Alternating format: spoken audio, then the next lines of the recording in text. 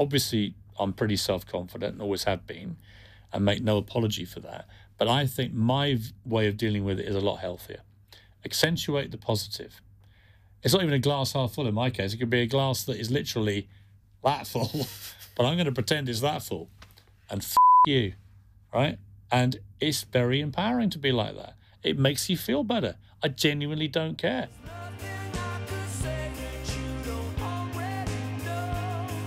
Welcome to Crisis What Crisis, the podcast that aims to guide you towards a more resilient life and all that it might throw at you. If this is your first time with us, then please do hit subscribe wherever you're listening or watching. It really does help make sure these stories reach more people, which is why we're here. Today, I'm delighted to say I'm joined by Piers Morgan, Britain's arguably the world's most followed journalist, former newspaper editor, presenter, news broadcaster, author, and self-confessed controversialist. Piers is someone with opinions and has never, in the 35 years that we've been friends, been afraid to share them. Those clear views, together with an obsession with news and an unbelievable work ethic, have driven Piers to success here and in the States. But there have also been high-profile career setbacks, drama and criticism that would have finished off most people, moments that I know impacted him personally as well as professionally. Death threats as a result of stories he's run, sacked as editor of the Daily Mirror, and more recently, a dramatic exit from a job he loved at Good Morning Britain. His response, though, to those seemingly career-threatening, career-ending moments has always been to turn crisis into a new opportunity and to go again. Now, on his latest show, Piers Morgan Uncensored, he's taking on the world of woke, or as he puts it, cancelling cancel culture. A near lone voice in the culture wars that seem to be dominating our lives and, as we've argued on this podcast before, weakened our collective ability to deal with the difficulties and struggles that are part of life. So this is a conversation about crisis with someone who's created and lived more than a few and who, you will be unsurprised to hear, has a very clear opinion on where we're all heading from that resilience perspective. Do not expect to hear the words, "you're worth it," in this episode. Piers Morgan, welcome to Crisis What Crisis. Thank you. How are you? I am worth it. Thank you. It's great to have you. Although slightly unnerving, given how long we've known each other. Yes, indeed. Piers, in preparation for today, I have dipped back into your book, The Insider, Private Diaries of a Scandalous Decade. It's still a cracking read, published remarkably 18 years ago. Not much has happened since then. Arsenal won the league since then.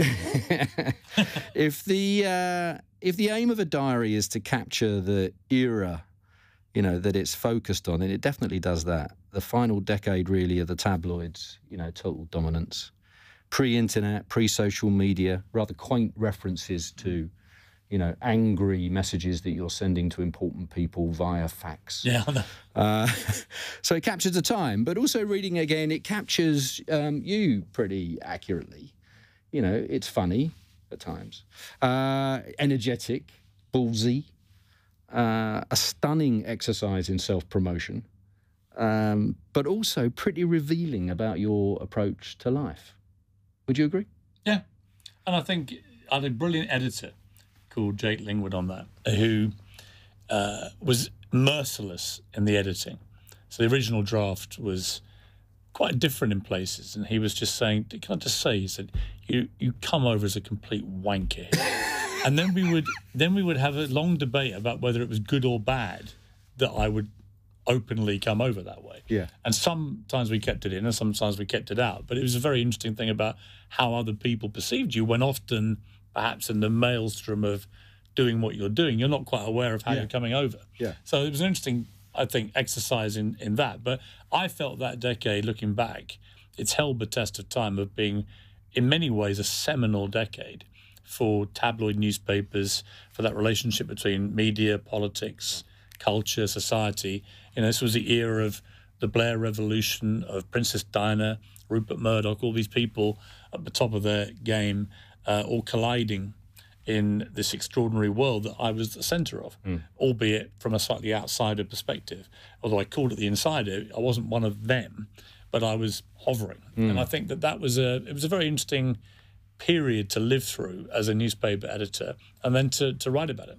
What comes through, I think, in terms of the sort of, knowing you as long as I have, the kind of authentic Piers, is that what comes through is that you're someone who's taking your career very seriously, but who's not taking life that seriously. Yeah, I think... Is that about right? Yeah, I think, look, I come from a little village in Sussex where I went from a fee-paying prep school when I was 13 to the local comprehensive. And if you go in with my full name, Piers Stefan Piers Morgan, with a posh voice, to a comprehensive school, and you start lauding it around as if it's something special, you're going to get, as I did, a smack in the face quite a few times, until eventually, fortunately, my brother, who became a British Army colonel, came to the school and began to smack everybody else in the face harder, and that stopped it. But yeah, it was a reckoning, if you like, of life's going to be quite tough, and if you think you're special, or if you don't have self-awareness, then you're going to come a cropper. And I think the thing I would always say about myself is that I have a lot of self-awareness. I'm not deluded about any aspect about how I behave, how I come across now. That wasn't always the case. And then we're going to touch on a few things early on where my idea of how I'd come across completely was contradicted by reality. But you learn from that. And you learn to realise what you're actually like. And hopefully you have enough friends around you. You were one of them and always have been. Other great friends from my village from all walks of life who are the ones who tap you on the shoulder and say, you are being a prick. Stop it. You need that. The book was written after you were fired by the Mirror. It was the platform for your first comeback, really. But it's the smaller moments as well, not the big dramas that are quite revealing. Your appearance on Have I Got News for You, which feels like another age ago now. It's my first real television appearance. Your first TV appearance, right? Where you attempted to take on the presenters. And, well, let's just say that it didn't go brilliantly. The Times said you were as funny as a flatworm. Yeah, I don't think I even reached that level. Which is one of the nicer comments. You say in the diary after you're reading these reviews, because you thought it had gone brilliantly, right? Yeah, and my mother who watched it thought that was great, but then my mother knew me. Yeah. Like, no, the public didn't know who I was or what I was like. So I think that it was interesting. An interesting test case now would be if you played it tomorrow. Yeah. What would the reaction be? Because people know me better now, they'd probably see a lot of it was designed to be tongue-in-cheek or jokey or whatever, because people didn't know that. So they just thought, who is this complete idiot? And I was completely stunned that I hadn't nailed it in the way I thought. Yeah. I thought I took them all down. Hislop, Merton, Dayton, they all got whipped. Oh! And I got back to the office and they were like, we've had a few calls from the readers, Yeah.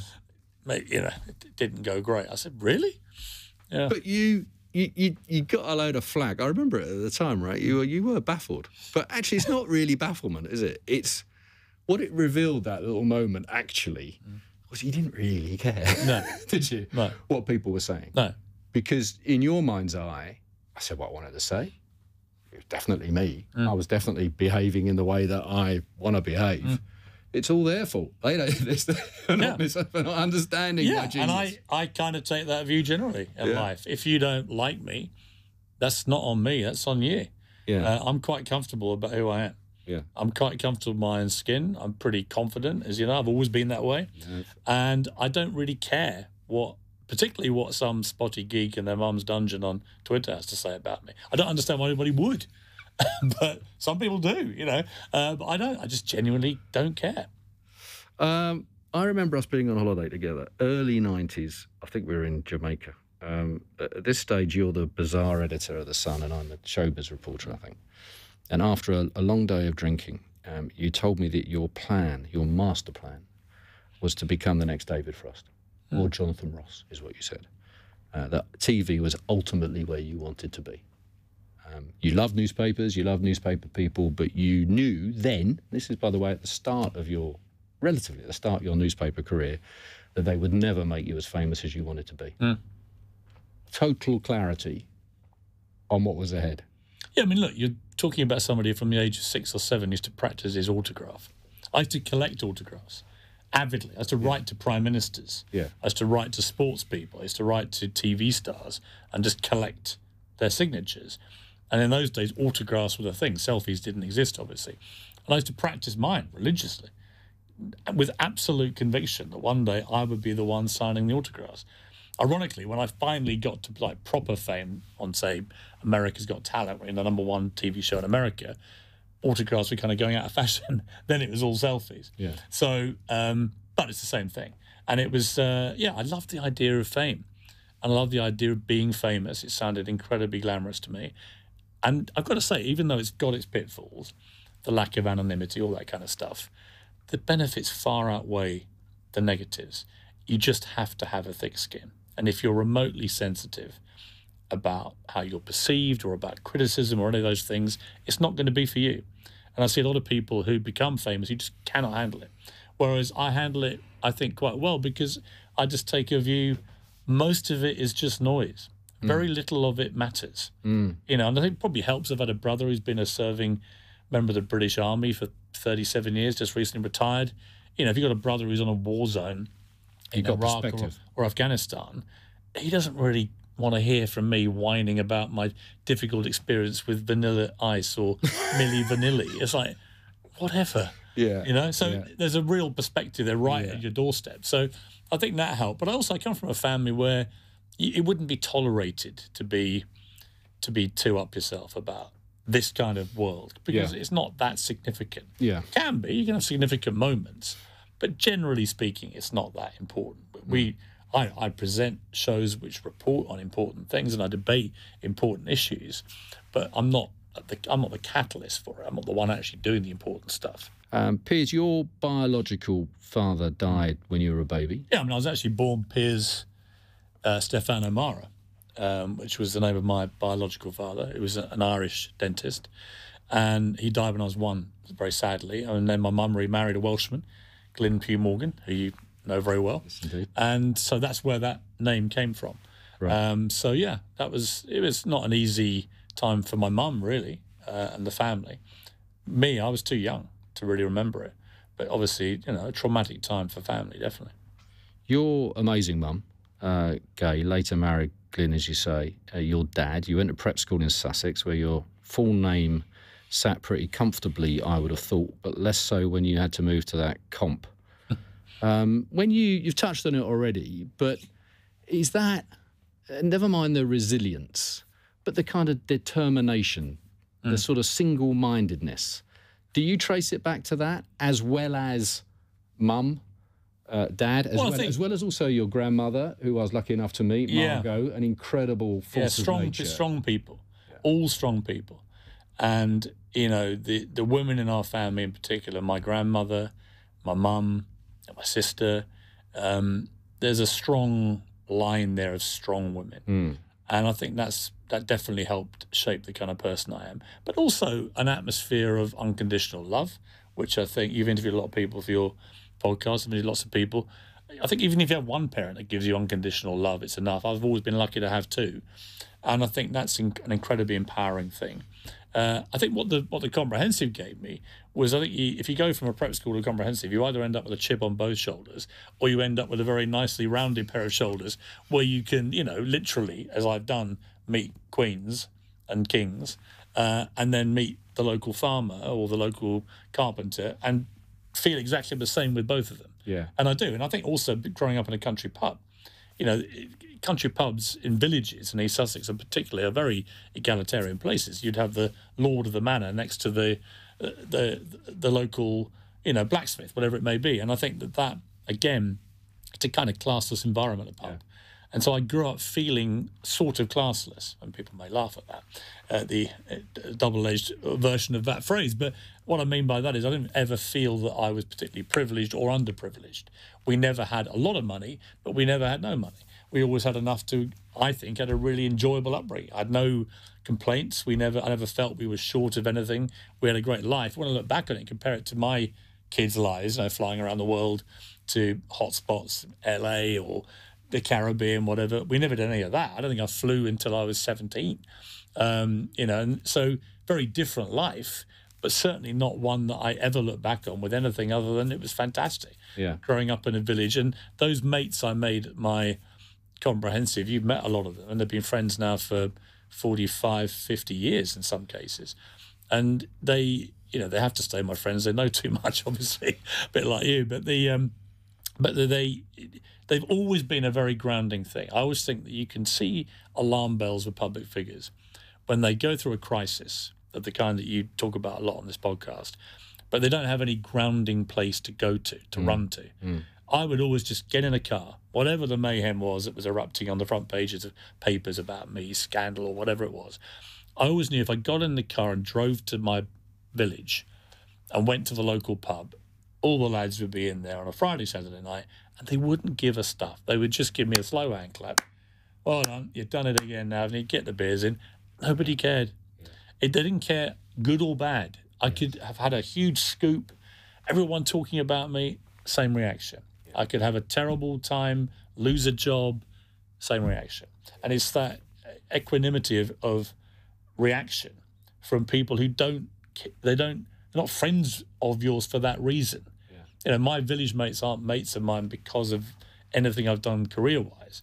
They're mates of mine from when we were 13 playing cricket up against a tree, or, you know, getting into old phone boxes with 2p pieces and calling random teachers at our school. I mean, you know, stuff like that. It's that made us friends. And it was two-way, right? I mean, you're being very generous, quite rightly. I've met a lot of them. You've got an unbelievable network of mates down there.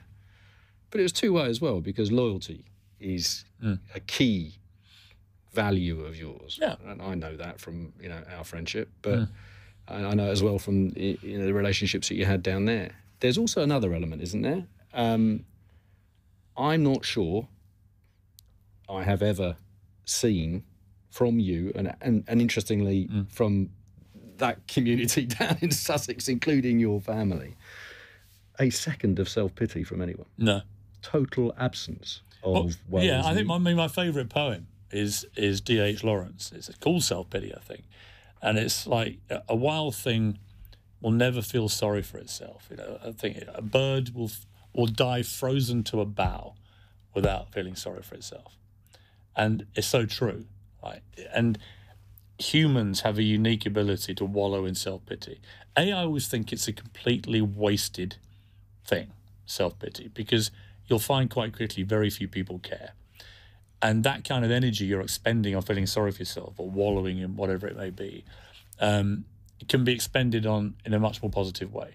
And I'm a firm protagonist for resilience and mental strength. And I don't just mean fake positivity. I don't just mean, oh, get over it. Or I know people think I'm about that. I'm not really. It's more about the old Rocky Balboa quote when he gives the speech to his son in the 6th movie. And he gives, finally it's another this spoiled brat son. He says, listen, life's a tough place. It will beat you down if you let it. And life's not about how hard you can hit. It's about how hard you can get hit, get back up and keep moving forward. And that has always resonated with me. I mean, my sons will tell you, I come out with it ad nauseum. I'll send them the GIF, you know. But I do think it's really important to understand that life is not easy. So one of my big bugbears is how easy schools have got and how cosseted they are around the kids and overprotective. And, you know, you can chart it back to when they participation prizes, when that scourge came from America, where you could come last in a race on sports day and get a prize. From that moment, you can chart the downfall of this country, and I'm here to save it, because you shouldn't be getting a prize for coming last in a school race. Don't overstate it, Piers. No, but I do think that that mindset is so ruinous to a great country like ours. I'm with you. Yeah. I want to get into that in a bit more detail, but before we do, I want people to understand the resilience bit. So, again, from the book, reminded me of the whole Vigeland City Slicker. This is before, you know, in a way, actually, I think, you'll tell me if I'm wrong about this, in a way probably more significant the actual exit from the Mirror, because it was definitely career-threatening. No question. Right? Long running. Yeah. And the consequences of it, had it gone wrong, pretty significant. Very much so, yeah. To put it mildly. When you look back on that time now, being investigated by the DTI, pretty formal process, as well as this very public process as well. Tremendous amount of criticism. There's a piece in the book, a diary entry where you are, I think it's at its peak. You go to the press awards, you completely lose it. You've fallen into a bottle of whatever, and you try to start a fight with the guys from The Sun. It's a proper mess. And you admit to yourself the following morning, this is, I've lost it. I've lost a stone in weight. I'm falling into the bottle every night. As close to a sort of breakdown for you? No, not a breakdown, but it was the first time I'd realised what it's like to not be the hunter, which you are as a reporter, journalist, editor, but to be hunted. And to have the whole British press coming after you on an ongoing, moving story was a very unnerving experience. So I always say to people who've been through this, I know what the feeling's like, and particularly now I've been, for want of a better phrase, a sort of well-known public figure for a number of years. You get used to it. It's always difficult. It's not a pleasant experience. And the key lesson I took away from it was I didn't mind being judged, however harshly, on facts. I really didn't like it when it was, some columnist firing off at you over a story you knew wasn't true. And people will say, well, that's bloody ironic coming from you, mate. But I would say that the one lesson I've always tried to convey now to journalists since my days in Fleet Street is facts are absolutely sacred. With a fact, even if the subject of the fact doesn't like it, there's a truth at the bottom of it. And we live now in this weird sort of post-truth era, they call it, where people talk about my truth as if somehow they got their own version. There's no my truth or your truth. There's just the truth, facts. And when I look back on my newspaper career, the things I regret most are actually things that we just got wrong. There's no justification for getting things wrong. And the irritation that well-known friends of mine have had over the years with stories, I've got not much sympathy for the ones who, sold their wedding to a magazine for £1 million and were then caught having an affair. To me, that's just, you're playing that game, you're commercialising your privacy, and that's, you're reaping the benefit and the downside. But I did have a lot of sympathy if they'd been really harshly criticised and attacked over something that wasn't true. And to me, that's why, who are the journalists I most admire? They're actually people like there is 2 or 3 sports journalists, football journalists, who are always right. And they don't post all the time. They don't write endless stories. But when they post something, it's true. God, there's a power in that. And again, I know there'll be people watching go, oh, finally he gets the message. Okay, but I just thought, finally, I worked this out when I was actually an editor, that you can get away with a lot of things in terms of justifying stuff, where there's a question of taste or privacy and whether it's justified or whether there's a public interest. All those things are arguable points. And we used to argue about them all the time. You can't ever justify an untruth or an inaccuracy. I don't know how you feel about that, but I just felt that was the inexcusable thing. And tone of voice as well. When you look back on, the 90s, I know I do, some of the headlines that I was responsible for, it wasn't just the necessarily content. It was also the tone of voice as well, wasn't it? We were pretty, it was pretty high octane stuff in terms of the jobs that we were doing. But that is not necessarily an excuse for the tone of voice that we would sometimes take, the kind of headlines that we would run about people. There's a moment in the book where you get a letter from the mother of a reasonably famous guy who died. You'd run a story about him. He'd committed suicide, and the headline was around, he killed himself because he was too fat, something along those lines, right? You wouldn't run that now. No one would run that now. No. But how do you sort of look back on that era now? Because we did get a lot wrong, right? Well, I remember one example I'll give you. I remember being asked when I was a young showbiz reporter in the, whenever it was, late 80s, very early 90s maybe, when I was told to write a piece about the first gay kiss on EastEnders. It was a huge story at the time. Never been seen on British mainstream television. And the language that we used around gay people then was really, you look at it now, you wince. And I'd be very open about that. I said, look, unfortunately, that was just the way newspapers at the time wrote about gay people, and it was incredibly insensitive and offensive. Fortunately, we've moved on massively from those days. But you look back and you do. But I think you look back at any generation and wince probably. And one of my problems, I think, with about taking morality or language, wherever it may be, from a previous generation or even further back, and trying to apply today's views of morality and ethical views and so on to that period. I don't think you can ever do that things evolve naturally, usually for the better. And it's better that you leave the evolution in process. I don't agree, for example, with censoring books in the way that we're doing to remove offence for people now. How else do you learn? Yeah, how else do you learn? And also, it's interesting to look back at some books that have, maybe racist comments in there, which were perfectly normal 60, 70 years ago, but are now completely unacceptable. That, to me, shows a successful journey from inappropriate, bad language, offensive language, racist language, homophobic language, whatever it may be, to a better place. And we shouldn't be afraid of that. Let's, very quickly, the end of the sort of newspaper editing career at the Mirror. Dramatic again, very public.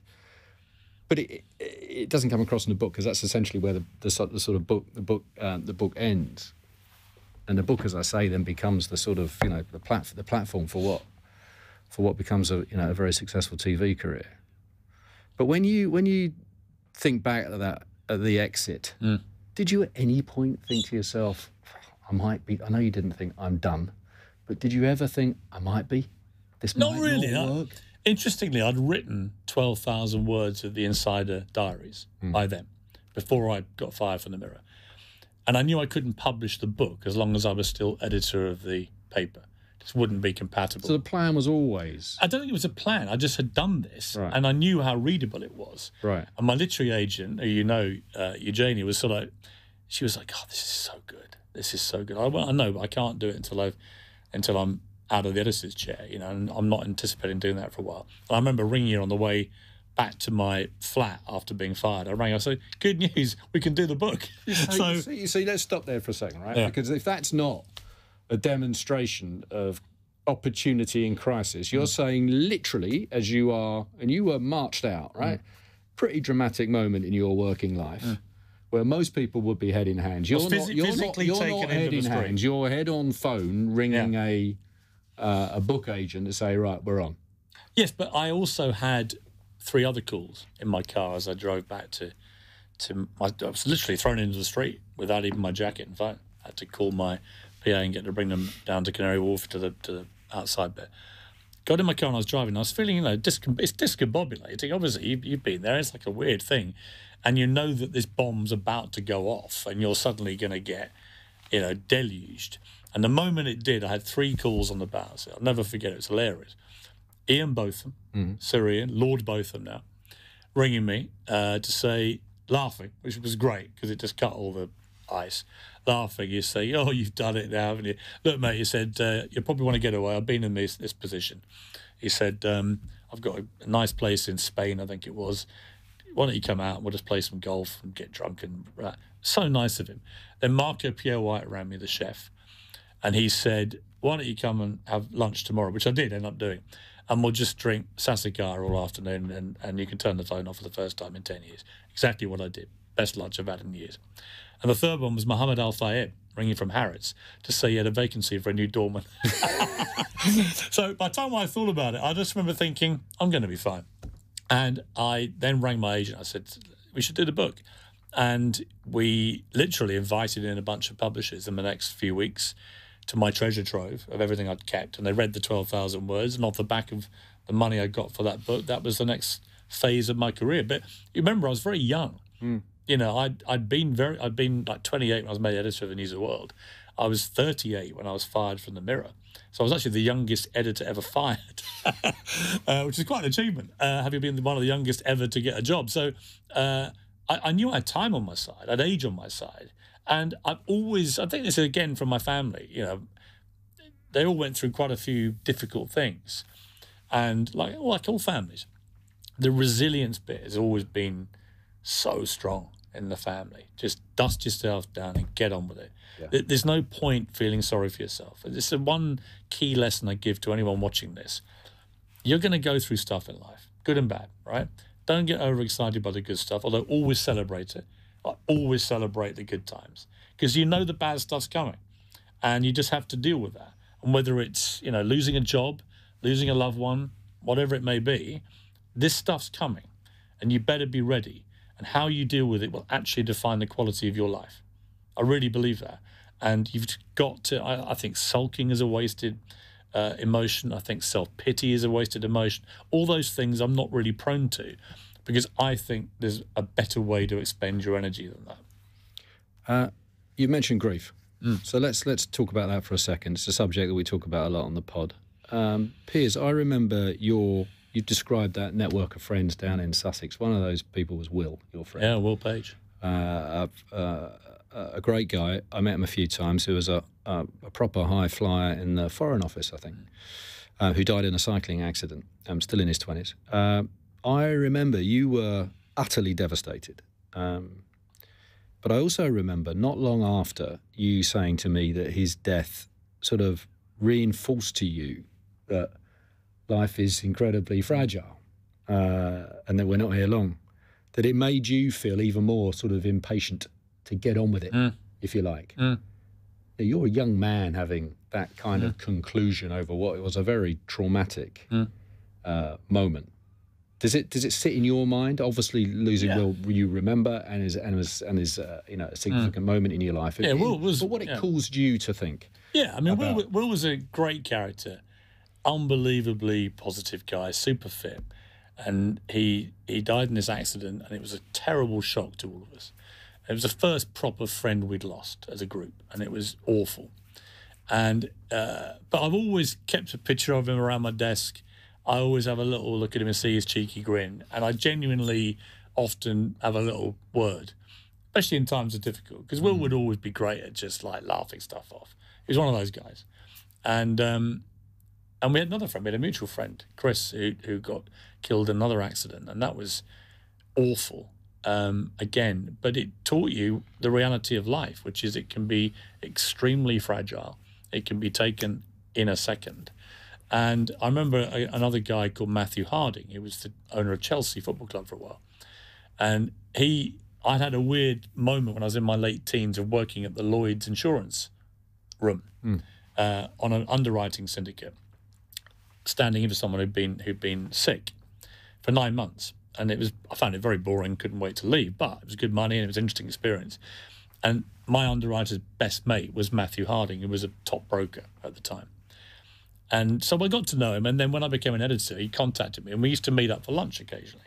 And there'd be riotous lunches. This guy was completely wild. Proper character. And he'd have, 5 gin and tonics, 3 bottles of wine, and he still wouldn't let you go. But he'd always end every lunch by saying, Piersy, he said, remember, live every day like it's your last, because one day you'll be right. And that really struck with me. It's actually my Twitter bio thing. It's from Matthew. And the one thing I learned from Will's death, from Chris's death, and then future friends of mine or family who died is that's so true. One day you're going to die. So you may as well live every day doing what you really want to do. Because if you waste it, well, what's the point? You may as well just end your life now. There's no point. So if you're going to live life, live it. Don't die wondering. I will not die wondering. If I run out under a bus now, I will look back and think 58 great years. Good, bad and ugly, but I won't die wondering. I won't be thinking, God, I wish I'd done more of that or this or that. I won't. And I feel very happy about that. Yeah. I want to live to 100 if I can, which may be horrifying to some of your people watching this. But I genuinely believe that you've got to live every day. You've had more recent examples. Well, this week, Jerry Springer. Yeah, I mean, you worked very closely with Jerry him, right? was oddly, just a very good friend of mine. He came on America's Got Talent when I did. He was the host for 2 years, season 2 and 3, and we both lived at the Beverly Wilshire Hotel in Los Angeles. We lived in the life of Riley. So whenever the filming was on, we'd be at the hotel together, and we'd lie by the pool together, and we'd have dinner 2 or 3 times a week together. And we became really good friends. And I just remember an amazing moment with Jerry, and it was first dinner we had just privately, it's 2 of us. He told me that, he said, my show, he said, the Springer Show was the biggest show on TV around the world at the time. And he said, it's a terrible show, but I love it. And I love the people that come on. And there's a lot of snobbery about it, which I think was completely true. And he said, but you'd be amazed who watches it. He said, Muhammad Ali watches it religiously. I went, Muhammad Ali does? He says, yeah, he loves the fighting. I went, really? He said, yeah, he loves it. I thought, I just don't believe a word of this. And we walked off down through Beverly Hills from Mr. Chow's to the Beverly Wilshire. And I swear to you, this is true. I wrote about it in the book. Stretch limousine pulls up at the valet parking as we're walking down through the valet park into the back wing to our rooms. So there was a split second, of like maybe 10 seconds, where we could have crossed. And out gets Muhammad Ali and his wife. And Muhammad's quite towards the end of his life. He's quite stooped. But his eyes are ablaze with fire. And his wife said, "Muhammad, it's Jerry Springer. Jerry, he's still watching the show." And I roared with laughter. I met the great man thanks to Jerry, and he was like, "I love it, Jerry, love it." It was like all this sort of thing. And we walked off, and I went, "Jerry, I will never disbelieve a word you say again." And we laughed. But he became a really good friend then, and to the extent that my middle boy was at school doing a Sound of Music production. He was only 8 or 9. Amanda Holden agreed to come and host the production because she loved all musical stuff. Michael Grade, the media mogul, his son was at the schools. He'd agreed to dress up along with me as a singing nun. Right. And we had a vacancy for a priest. And Amanda was doing Richard and Judy, I think, and Jerry happened to be there. Yeah. And so she put him on the phone. I went, "Jerry, do you fancy being a priest tonight on a priest?" He went, "Absolutely." And so there's a picture of all of us on stage at this kids' production. Michael Grade and me as nuns. Amanda, I think God knows what she was dressed like. And Jerry Springer as he's obviously Jewish. He said, "Don't worry, I'll clear it with my rabbi." And another time he came down to my village and played didn't play really, he turned up at my cricket match, the annual thing I do against the village, and just hung out with the locals for a few hours. And they were all really sad yesterday because they'll remember what a down-to-earth, decent bloke he was. Yeah. And Jerry had an amazing, in a way, reminded me a bit of my life because he'd been a news anchor for 10 years, he'd been a politician for a year, ended in scandal, then he stumbled into this show which became a huge hit, which he knew was pretty trashy TV, but it was hugely popular, incredibly lucrative. And he was a guy who loved opinions, ferociously argumentative about politics in particular. We had some right set twos about Trump when he got elected. But ultimately, just a really good, solid guy. Didn't die wondering. And I interviewed him only a month ago. He came on Piers Morgan Uncensored, and he was just the same old Jerry. And we were actually it was him and Gene Simmons from Kiss and me in a 3-way conversation about whether you're too old to be president at 80. And it was incredibly sad to hear he died because I didn't know he'd been ill. And I just when I heard that, I thought, yeah, that's my parents always said, as you get older, the worst thing is all the people you know start to die. Yeah, it's the hardest thing to deal with. So grief. Let's move the conversation more broadly into mental health and anxiety. You've got very strong views. We've talked about this previously. There's been an almost deliberate attempt to brand everything a mental illness of some sort, almost making everybody feel like there's something wrong with them. And I think that's a catastrophically bad strategy by a society like ours to take. Yeah. And we seem to have forgotten the merits of mental strength and mental resilience. And for want of a better phrase, because I know it enrages everybody, manning up sometimes. Actually, or womaning up, or whatever you want to call it. Just rolling your sleeves up and cracking on has now become something which is rarely talked about because people think, my God, you can't possibly say that.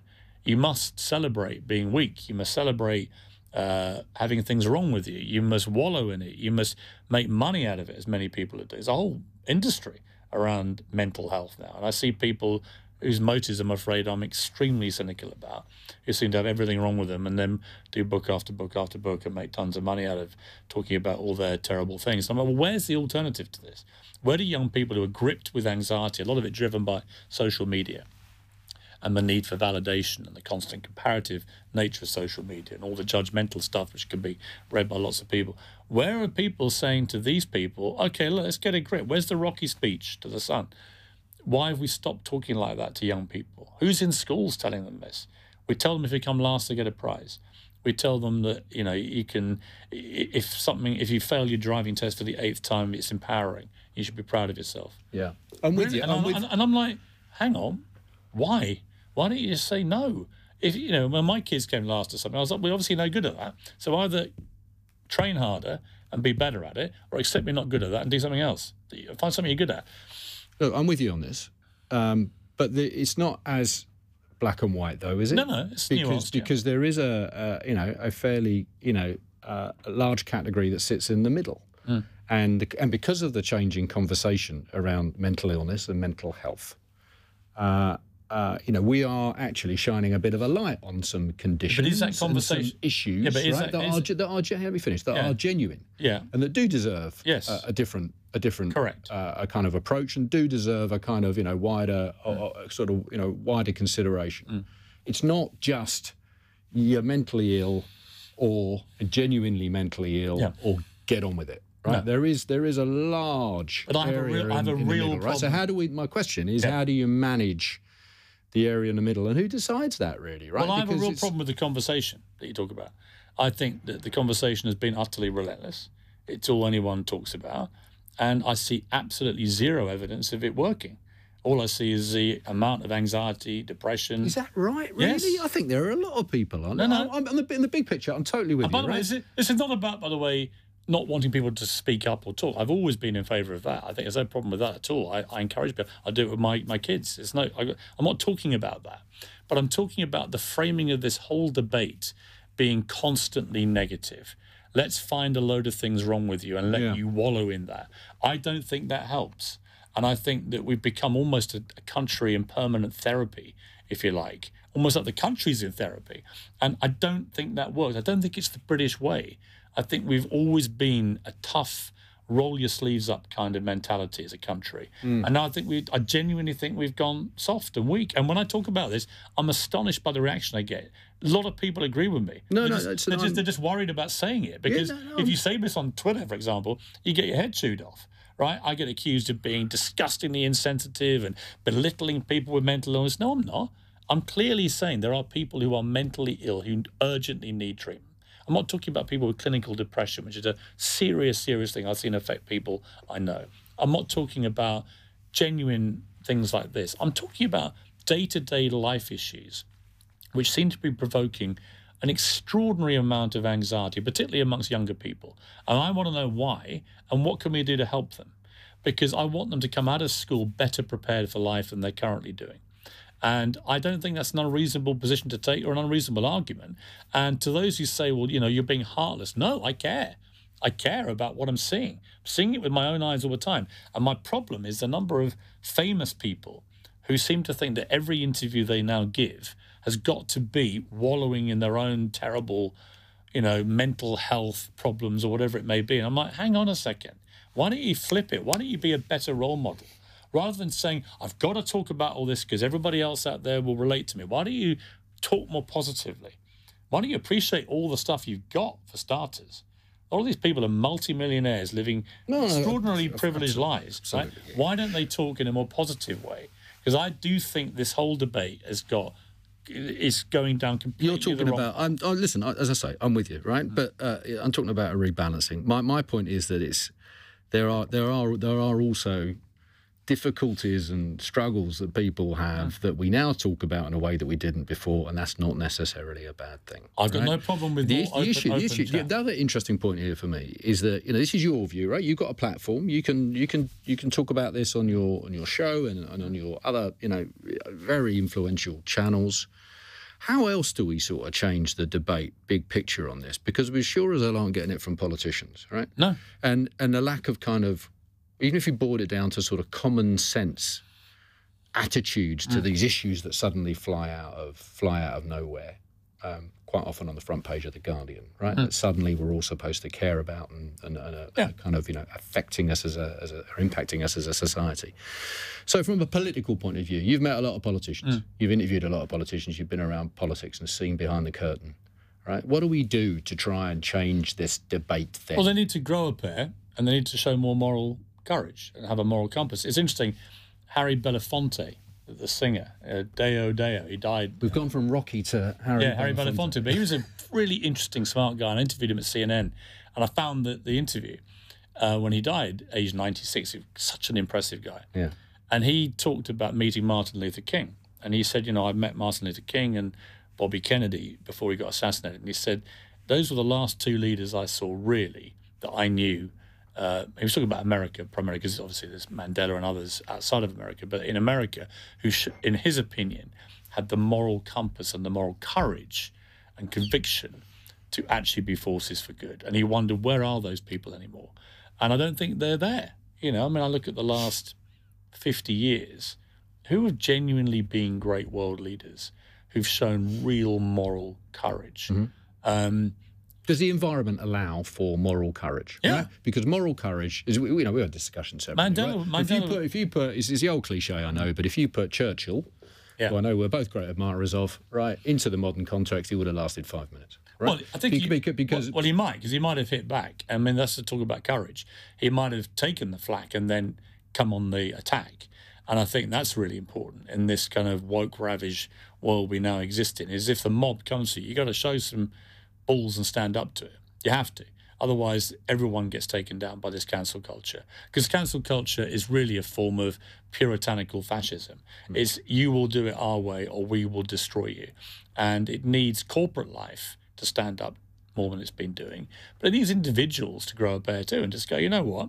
And by the way, even by saying grow a pair, there will be the woke brigade on Twitter now when they watch this demanding I get cancelled. Yeah. I couldn't care less. Grow a pair. But you've got to do that. You've got to stand up to this nonsense because it is nonsense. And if we don't, where does it take us? If everything that you say or do renders you capable of being cancelled, what are we? We're not a democracy. So give me an example where you've seen someone kind of had to fall on their sword, which happens with, almost on an hourly basis at the moment in public life. What should have happened instead? Right? Well, you're looking at one. So I was doing a job I loved, Good Morning Britain. We just smashed ratings records week in, week out for months. We're on fire, really, as a show. I had my strong positions. My co-host, Susanna Reid, had hers. We argued about them. It was a perfect mix. That's why I was brought in to do a job. And then for the crime of disbelieving Meghan Markle and Prince Harry, but mainly her over the lies they were spewing to Oprah Winfrey, I was put in an impossible position of either apologising for disbelieving her when I saw no evidence it was true, or I had to leave. So I was effectively engineered, anyone apologise. So I was engineered out of a job I loved that was really doing well. That's the personification of cancel culture, particularly when I then discovered after I'd gone that Meghan Markle had written to my female boss at ITV demanding she fire me the night before I got fired. Well, not fired, but engineered out of given a fait accompli they knew I wouldn't accept. That is cancel culture. That is somebody like Meghan Markle who thinks her truth is more important than the truth, spewing a load of unverifiable, to this day, unverified, wild allegations against the royal family of racism and callousness about suicidal thoughts and all these things, none of which have ever been substantiated, that she was able to spew this on global television, causing enormous damage to the royal family and the monarchy, and that for questioning this and saying I didn't believe it in a democracy on a job that I was specifically hired to express my honestly held opinions, the idea that that rendered me cancelable simply because a Twitter mob fired up and Meghan Markle writes to my boss demanding I get fired, to me was just extraordinary. And then 5 months later for Ofcom, the regulator, to find in my favour and reject all the complaints because they believe in free speech. When I was working for a media company, you should have known what free speech means. So I found that a very dispiriting example of what I'm talking about. But worse was what happened to Sharon Osbourne, if you remember, who was doing a show called The Talk in America, who only said on Twitter, Piers is entitled to his opinion. She didn't say she agreed with me. And for that, she got accused of supporting someone who'd said racist things. And fired, right? And because she then blew up in anger, said, what's he said was racist? Obviously, I said nothing racist. For that, because her black co-host took her on and accused her of supporting someone who'd said racist things, but then admitted I hadn't said anything racist, Sharon lost her job, got fired. Didn't even express an opinion. I mean, it was unbelievable. So when people say cancel culture doesn't exist, that is cancel culture. Yeah, okay. That's how it works. Okay, look, you've lived it then, right? So my question really is what's, and you've taken this on. This is your mission, right? Yeah, and it's a very important mission. It's a very important mission. It's a theme. It's a theme of the show, Piers Morgan Uncensored. It's your daily theme on Twitter and on Instagram and elsewhere. But how do we fix it then? How do we even begin to move this in a meaningful way if you've got, as you've just described, TV establishment in terms of ITV, if you like, you've got all the political piece, you can't find an answer, or maybe you feel differently, maybe something will appear politically, that common sense kind of agenda will be got hold of and I can tell you the answer. And put to work. How else do you do it? I'll give you the answer. I mean, I thought when I interviewed Rishi Sunak at number 10, shortly after he became Prime Minister, and I just asked him the most dangerous question in the world. Yeah. What is a woman? Yeah, he just immediately said, an adult human female. Yeah. That is the start of the fight back. And I think that what's happening, for example, with trans athletes in sport, with the world sporting bodies led by Sebastian Coe and others saying, all right, we can now see allowing former biological, well, they're not former, they're biological males who identify as women to compete against biological females is obviously unfair. We're not going to allow it to happen. That's how you resolve this. Then you have a debate about fairness and equality for trans people. How does that work? How do you get them fairness and equality without impinging or diminishing on women's rights, for example, of safety or equality in sport and so on? So these are all complicated debates, but you've got to start from a premise. You can't deny fact. You can't, in the trans debate, just simply ignore biological sex and say it doesn't exist. It's a farce. It's what it comes back to. My truth. There's no such thing as my truth. I don't care how many 6'4" former male swimmers put their hands up and say, I'm now a woman and I demand to swim against females. We have. It's never going to change my mind that this is completely unfair. And by the way, the vast majority of the public agree with me. I always say to people when they say, God, you've got such controversial opinions, I went, well, like what? Like what, out of interest? Which of my opinions do you find that controversial? And when I do podcasts like this, I always get normally a very good response, because people think, oh, I didn't know you were like that, because they just see a TikTok clip or this or whatever. I'm not right-wing, for example. Never have been. I did at the Daily Mirror. I think I'm a voice of common sense. I think the woke cancel culture is incredibly dangerous. I think it's a form of fascism without the extreme violence, but the mentality is violent, and the way they go after people is a form of violence.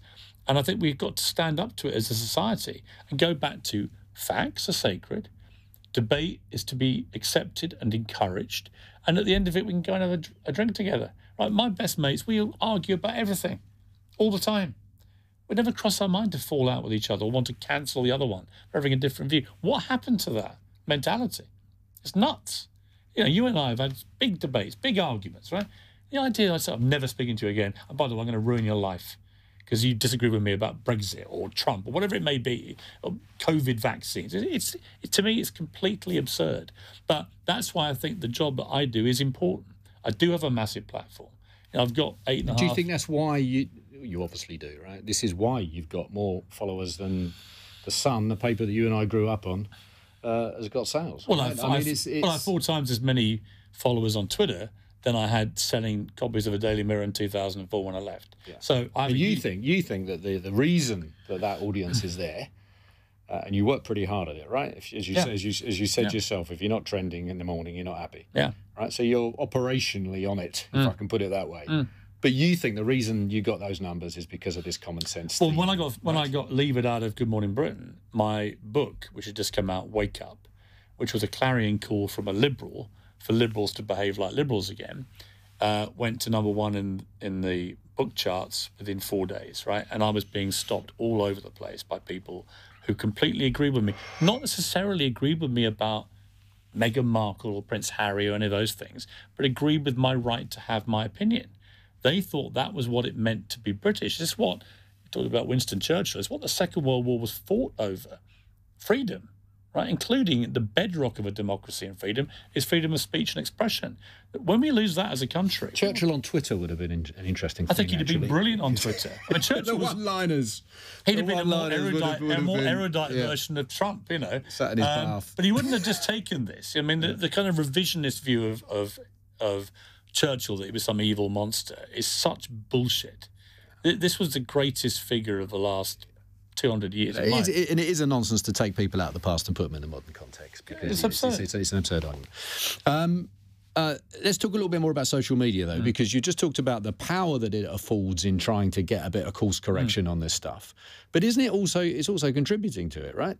I mean, it's I feel the noise. And so how do you work that out? How do you? I have to be. Because it's also contributing to go back to the mental health debate, it is also, which often comes up on this pod, is definitely contributing in a negative way, particularly with the younger generation. Yeah, right, but I think it's Instagram things. is the bigger problem there than Twitter for young people. It's the comparative nature of Instagram. It's the constant fear of missing out, looking at other people having a great time, having your own pictures judged, comments, criticism, all that stuff that we said behind people's backs is now being said in public, right? And I can look at this is the difference between me and most people on social media. I've got like 2 million followers on Instagram. It's probably way too many for a bloke of my age. And I like it. It's fine. It's for showing off Instagram for me. Just showing off. Twitter's opinions. Instagram's for showing off. We all know it. I just admit it. But I'll post a picture of myself and there can be 50 negative comments. But if there's one positive one, I'm like, nailed it. Most people... That's your ratio, is it? 50 to 1? No, I'm just saying, it was like... If I'd been in the news for something, then a lot of people, and it's controversial, a lot of people will come to my Instagram just to abuse me. So say you put a picture up and it's like, you look like a disgusting old gammon or whatever it may be. And there's a load of it, right? But I'll pick up one saying, hey, looking good today, Piers. The diet's working. I'm like, hey, right? But I would say 99% of people on Instagram, maybe 99.9%, they will be the opposite. They can read 50 great comments about themselves, looking great or sounding great or whatever it may be. And if there's one negative one, it ruins their day. That's the difference between me and most people on social media. And I think I'm blessed with a rhino hide. Obviously, I'm pretty self-confident and always have been and make no apology for that. But I think my way of dealing with it is a lot healthier. Accentuate the positive. It's not even a glass half full in my case. It could be a glass that is literally that full, but I'm going to pretend it's that full. And fuck you, right? And it's very empowering to be like that. It makes you feel better. I genuinely don't care, right? But if I cared, I couldn't do it. And too many people, I think, look, they lack my shamelessness probably, which is also part of the rhino skin. I totally accept that. They lack my healthy ego, which is extremely healthy. I always think if you don't play your own trumpet, why should anybody else? So all that, of course. But ultimately, I can soak up the crap in a way that I don't see many other people doing particularly well. Some people do. I was out with James Blunt the other day, the singer, drinking some fabulous wine. We were talking about it. And he has a brilliant Twitter feed where he just mocks himself relentlessly. Yeah. And he's so smart and he's so clever. And he was a former army captain. He gets the perspective. He said, why would I care? He's been in war zones. Why would he care, again, what some idiot is saying on Twitter? Thinks about a song that I made millions from. And we just both think it's funny and a sort of toy to play with. Yeah. We don't take any of the abuse to heart or personally, but most people do. Yeah. So there's this thick skin. Yeah. But as I alluded to in the introduction, there's also this unbelievable work ethic, which I don't think is understood in relation to you, because you don't shout and scream about it. It's just the output, right? It's just there. But I know what goes on sort of behind that, right? You're a machine. And I think if we're going to be encouraging people towards this new approach to life, I think it would be useful for them to get a bit of a glimpse of the Piers Morgan operating system, right? So describe it for me. What's the average? Well, I've always had this work ethic. It comes from my parents who run me around the country pub. They worked 7 days a week for years, including running a busy kitchen, busy restaurant. It was amazing when I look back at it. And reared 4 kids at the same time, without any help. It was amazing. So you definitely get it handed down to that work ethic, I think. If your parents are lazy and they don't encourage that kind of thing, you're not going to have it in you. You'd be lucky if you do. But I did. So I've always worked hard. But, I normally get out of bed at like 5 o'clock and I'll go to work. I mean, you used to have to get up at 4 o'clock, right, when you're doing GMB. But you're saying to me your average start time. Yeah, this is now I have a show at 8 at night. Out of bed at 5. Yeah, so I do 2 columns a week, one for the New York Post, one for the Sun. I've written 3 this week, actually. Sometimes I'll do more. I do a nightly show, obviously.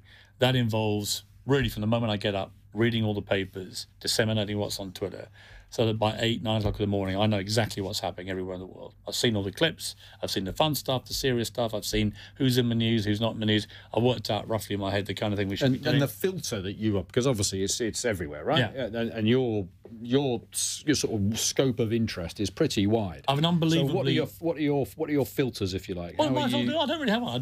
I'm an amazingly fast speed reader, which I got from when I was a newspaper editor. So in the old days, you'd sit there and you'd have 2,000 stories a day come through you, and you might publish 140 every day, right? So you get used to, as you know, it's a discipline I think that newspaper editors have, and people who work in daily newspapers. You get used to A, long hours and working hard, and B, you get used to disseminating vast amounts of information. And self-imposed deadlines as well? Yeah, I'm pretty... Get it done. I'm pretty... Don't worry about too much because, about in newspapers, if you miss a deadline, you miss every minute you're late, you're missing 1,000 copies. So you kept that mentality? No question. Yeah, and it's interesting, I was out with... having dinner in LA recently with Gary Lineker and Bruno Tonioli, and they both have exactly the same ethic. Gary, because when you're a footballer, if you're a minute late for training, you got fined for every minute you were late. And Bruno, because he was used to theatre, and in theatre, if the curtain comes up, you better get dancing, right? So we all have that same mentality, and we bring it to our daily life. So I like to have discipline. So but that's self-imposed now, right? You impose. Yeah, but it's always been in me. It's always been in me. I've always worked hard. So even when we worked on My Son together, I worked very hard, and I work very hard now. I travel a lot. That can be quite grueling. You've got to take care of yourself. You've got to you got to be very disciplined about it. I flew. In one 6-week period this time last year, just to give people some idea of what goes on, I flew from London to New York to Los Angeles to Daytona in Florida to Hawaii to Sydney, Australia to London to New York to Los Angeles to Florida and back to London. That was in 6 weeks.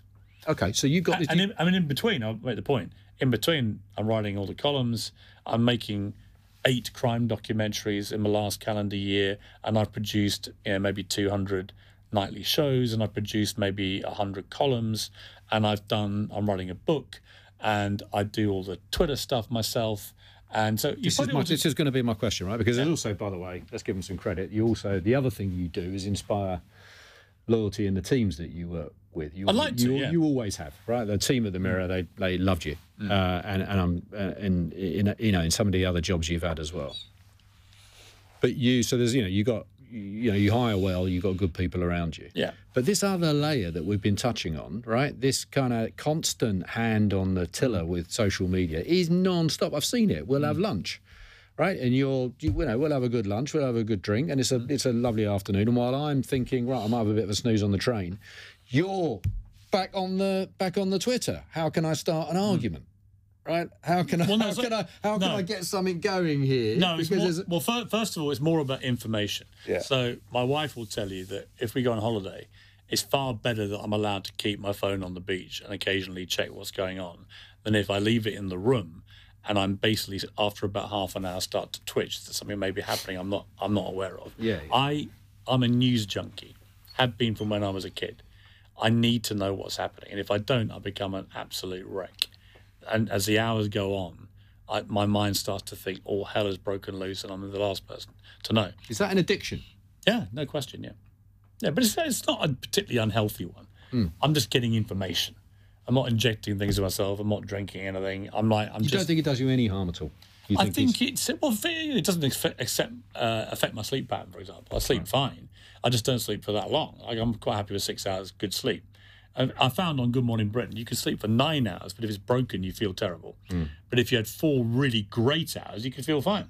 Right? Sleep quality is infinitely better than another Churchillian lesson. Actually, he was the master of the power. And Margaret Thatcher lived off 3 or 4 hours a night. So it's really about quality of sleep. My advice to people who've got sleep problems is only go to bed when you're tired, really tired. If you try and do it before, you'll have broken sleep. But when you're really tired, you'll be out. Yeah. And then I get what I call good sleep. Okay. And that's important to keep the energy up.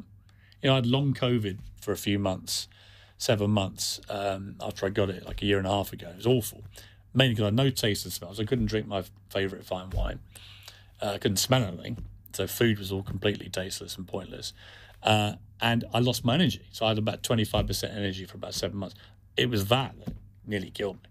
Just not because I need high energy to function at the rate that I want to function at to get all my stuff. It was unnatural.